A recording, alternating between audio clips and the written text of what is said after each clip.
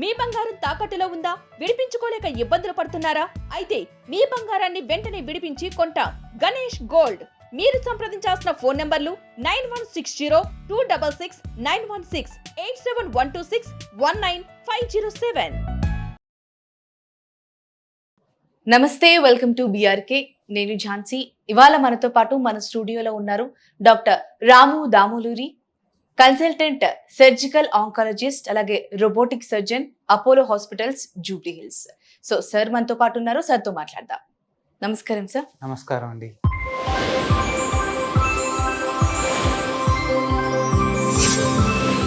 Sir, మరి general గా cancer అనేది వయసుతో సంబంధం లేకుండా వచ్చే అవకాశం ఏమైనా ఉందా ఇన్ ఫ్యూచర్ లో కూడా?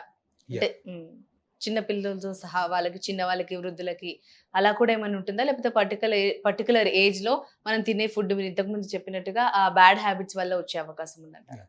కొన్ని రకాల క్యాన్సర్స్ అనేవి there is no age limit for cancer. Cancer అనేది యూనివర్సల్గా అన్ని ఏజెస్కి వస్తుంది. చిన్న పిల్లల్లో వస్తుంది, వృద్ధుల్లో వస్తుంది, అండ్ మిడిల్ ఏజ్ వాళ్ళలో కూడా వస్తుంది. కాకపోతే చిన్న పిల్లల్లో వచ్చే క్యాన్సర్ డిఫరెంట్గా ఉంటాయి, పెద్దవాళ్ళు వచ్చే క్యాన్సర్ డిఫరెంట్గా ఉంటాయి. చిన్న పిల్లల్లో వచ్చే క్యాన్సర్స్ ఏంటంటే అవి చాలా అగ్రెసివ్గా ఉంటాయి, ట్రీట్మెంట్కి రెస్పాన్స్ అవుతాయి. వాళ్ళకు వచ్చే మెయిన్ క్యాన్సర్స్ ఏంటంటే చిన్నపిల్లలు లుకీమియా, లింఫోమా అంటారు. అవి వాళ్ళలో ఎక్కువగా వచ్చే క్యాన్సర్స్. మజిల్స్లో వచ్చాయి, కిడ్నీలో వస్తాయి, న్యూరోబ్లాస్టోమా అని నర్వ్స్లో వచ్చాయి. ఇవి వీళ్ళకి వచ్చే ఎక్కువ మోస్ట్ కామన్ క్యాన్సర్స్. పెద్దవాళ్ళలో వచ్చే క్యాన్సర్స్ మోస్ట్ కామన్ ఏంటంటే చిన్నపిల్లల్లో జన్యుపరమైన మార్పుల వల్ల వస్తాయి. కానీ పెద్దవాళ్ళలో వచ్చేవి చాలా వరకు మన తప్పిదాల వల్లే వస్తాయి క్యాన్సర్స్. ఫర్ ఎగ్జాంపుల్, మనం తీసుకునే ఫుడ్ ప్రాపర్గా తీసుకోకపోవటం, మనం ఉండే అలవాట్లు, స్మోకింగ్, ఆల్కహాల్, ఇట్లాంటి అలవాట్లు, environmental pollution exposure, asbestosis, work environmental exposures, infections, వీటి ద్వారా మనకి పెద్ద వాళ్ళలో వచ్చే క్యాన్సర్స్ ఎక్కువ ఉంటుంది. కాకపోతే మేము రీసెంట్గా అబ్జర్వ్ చేసింది ఏంటంటే, యాజ్ ఎ క్యాన్సర్ సర్జన్గా లాస్ట్ 12-13 years నుంచి నేను అబ్జర్వ్ చేసింది ఏంటంటే, the age of cancer incidence is coming down. ఇంతకు ముందు మనం అనుకుంటే బ్రెస్ట్ క్యాన్సర్ అనేది చూసుకుంటే 50 years పైన వాళ్ళకి ఎక్కువ వచ్చేది. నేను అబ్జర్వ్ చేసింది ఏంటంటే, నేను కాదు, ప్రపంచం మొత్తంలో ఏంటంటే అది 40 yearsకి పడిపోయింది. మనం తీసుకునే హార్మోన్స్ ద్వారా కానీ, మనకి ఎక్సెస్ హార్మోన్స్, మనం తీసుకునే ఫుడ్ కూడా చాలా వరకు అడల్టరేటెడ్. మీరు వినే ఉంటారు, చాలా మంది చెప్తుంటారు. Paediatrician, one of my friend is a paediatrician, చెప్తాడు వాడు, ఈవెన్ ఆడవాళ్ళు చూసుకుంటే ఎర్లీగా మెనార్కీ వస్తుంది, అంటే ఎర్లీగా మెన్సెస్ స్టార్ట్ అవుతున్నాయి. ఎందుకు అంటే మనం తీసుకునే పాలలో ఈస్ట్రోజన్ అంటే ఆవులకి ఇచ్చే స్టీరాయిడ్స్ వల్ల, అదే మిల్క్ మనం కన్స్యూమ్ చేయడం వల్ల వాళ్ళు ఎర్లీ మెనార్కీ వస్తుంది. ఎర్లీ మెనార్కీ వల్ల బ్రెస్ట్ క్యాన్సర్ వచ్చే ఇన్సిడెన్స్ ఎక్కువ అవుతుంది. సో ఇట్లా మనం చేసే తప్పిదాల వల్ల మన క్యాన్సర్ ఇన్సిడెన్స్ అనేది మనకి ప్రీపోన్ అంటే షిఫ్ట్ అవుతుంది. ఎర్లీ ఏజెస్ లో కూడా మనం చూస్తున్నాం.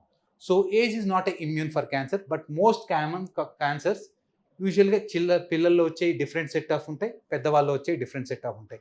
మోస్ట్ కామన్గా after 50 the cancer incidence is more. Okay sir. Sir, జనరల్గా క్యాన్సర్ ఇప్పుడు సర్జరీ అవసరం, ఇవన్నీ కీమోథెరపీ, వీటన్నిటికీ అసలు ఎంత టైం పడుతుంది సార్? అంటే ఒక మనిషి హాస్పిటల్లో జాయిన్ అయినప్పుడు అంటే ఎంత టైం పడుతుంది, ఎన్ని మంత్స్లో క్యూర్ అవుతుంది, అలా వాటి గురించి చెప్పండి సార్.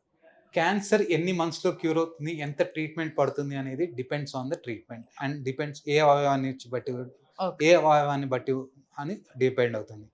నేను సింపుల్గా మీకు అర్థమయ్యే విధంగా బ్రెస్ట్ క్యాన్సర్ గురించి తీసుకుంటాను, ఎందుకంటే అది simple topic. Most common cancer in Indian women is breast cancer and not only in the world. So breast cancer తీసుకున్నాం. ఫర్ ఎగ్జాంపుల్, నా దగ్గరికి పేషెంట్ స్టేజ్ 2లో వచ్చారు, అంటే అరౌండ్ 5 centimeters గడ్డతో వచ్చారు. ఫస్ట్ నేను ఎవాల్యుయేట్ చేస్తాను, అది క్యాన్సర్ గడ్డ కాదా.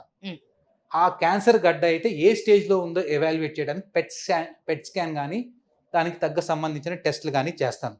ఇక్కడే ఉందా, వేరే చోటికి స్ప్రెడ్ అయిందా. సో నాకు ఇప్పుడు వేరే చోటికి ఎక్కడ స్ప్రెడ్ కాలేదు, కేవలం బ్రెస్ట్లోనే ఉంది. తర్వాత నేను దాన్ని మాలిక్యులర్ టైపింగ్ అంటారు, అంటే ఏ రిసెప్టార్స్ పాజిటివ్ ఉన్నాయి జీన్ లెవెల్లోకి వెళ్ళి ER, PR, HER2, Ki67 ఉంటుంది, ఏ జీన్స్ పాజిటివ్ ఉందో లేదో చూస్తాను. యూజువల్గా HER2 పాజిటివ్ ఉంది అనుకోండి, నేనేం చేస్తానంటే ఫస్ట్ సర్జరీ చేయను ఇటువంటి పేషెంట్స్లో. First chemotherapy and targeted therapy అని ఉంటాయి, అవి కాంబినేషన్ ఆఫ్ ట్రీట్మెంట్ ఇస్తాను. కాంబినేషన్ ఆఫ్ ట్రీట్మెంట్ యూజువల్గా 6 cycles ఇవ్వాల్సింది ఉంటుంది. యూజువల్ 21 daysకి ఒకసారి, అంటే అరౌండ్ 5 monthsలో కీమోథెరపీ కంప్లీట్ అవుతుంది. దాని తర్వాత నేను ఒక 1 week 3 weeks వరకు గ్యాప్ ఇస్తాను, ఎందుకంటే ఆ కీమోథెరపీ నుంచి రికవర్ అవ్వడానికి. తర్వాత నేను సర్జరీ చేస్తాను. సర్జరీ అనేది చాలా అడ్వాన్సెస్ వచ్చాయి. ఈవెన్ పేషెంట్ని if is fit for surgery, she is fit for surgery, day of సర్జరీను అని అడ్మిట్ చేస్తాను అండ్ నెక్స్ట్ డే డిశ్చార్జ్ చేసేయచ్చు. ఓకే. కంప్లీట్ రికవరీకి 3 వీక్స్ పడుతుంది. ఏదైనా వూండ్ హీల్ అవ్వడానికి అదంతా మనం చేసిన అదంతా సెట్ అవ్వడానికి 3 వీక్స్ పడుతుంది. ఓకే. 3 వీక్స్ తర్వాత ఒక 3 వీక్స్ రెస్ట్ ఇచ్చేసి రేడియేషన్ ఇస్తాను నేను. ఓకే. రేడియేషన్ అనేది మనకి అడ్వాన్స్ అంటే డిపెండ్స్ ఆన్ ద స్టేజ్. మనకి షార్ట్ కోర్స్ రేడియేషన్ అని ఉంటుంది, లాంగ్ కోర్స్ రేడియేషన్ ఉంటుంది. షార్ట్ కోర్స్లో మనం అరౌండ్ 1 వీక్ 2 వీక్స్ ఇస్తే సరిపోతుంది. లాంగ్ కోర్స్లో 5 to 6 వీక్స్ అంటే మనకు స్టేజ్ పేషెంట్ ఫ్యాక్టర్స్ బట్టి డిసైడ్ చేస్తాం. అది ఒక 6 వీక్స్ ట్రీట్మెంట్ ఉంటుంది. తర్వాత టార్గెటెడ్ థెరపీ అనేది ఒక 1 year ఇవ్వాల్సి ఉంటుంది, HER2 పాజిటివ్ కాబట్టి. Okay. So treatment of the breast cancer is around 1 to 1.5 year.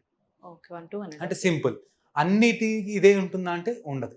కొన్ని early stages, for example rectal cancer ఉంది, కోలోన్ క్యాన్సర్ ఉంది, ఎర్లీ స్టేజ్ 1లో వచ్చారు, surgery 1 shot solution. Stage 1 and 2లో ఉంటే సర్జరీ ఒకటే సరిపోతుంది. సర్జరీ తర్వాత రికవరీ అవడానికి 1 to 2 వీక్స్ పడుతుంది. యూజువల్గా హాస్పిటల్ స్టే అనేది 4 to 5 days ఉంటుంది. ఈవెన్ రోబోటిక్ సర్జరీ అని ఉంటుంది. I'm a robotic surgeon. Robotic surgery చేస్తే పేషెంట్ ఈవెన్ 2 to 3 daysలోనే మేము డిశ్చార్జ్ చేసేస్తున్నాం. ఎందుకంటే 8 mm హోల్స్ ద్వారా చేయటం వల్ల వాళ్ళ రికవరీ అనేది చాలా ఫాస్ట్గా ఉంటుంది. Even the day of surgery itself they will able to walk. Okay. ఇంతకుముందు ఓపెన్ సర్జరీ అంటే 2 వీక్స్ 3 వీక్స్ రెస్ట్ ఉన్న వల్ల అట్లా ఏం లేకుండా day of surgery itself they are walking. So 2 to 3 days hospital stay ఉంటుంది. కంప్లీట్ హీల్ అవ్వడానికి 2 to 3 weeks పడుతుంది and they can do all their activities by 3rd week. Okay. So depends on the stage, depends on the organ, treatment duration ఎంత ఉంటుంది అనేది మనకి తెలుస్తుంది. Okay.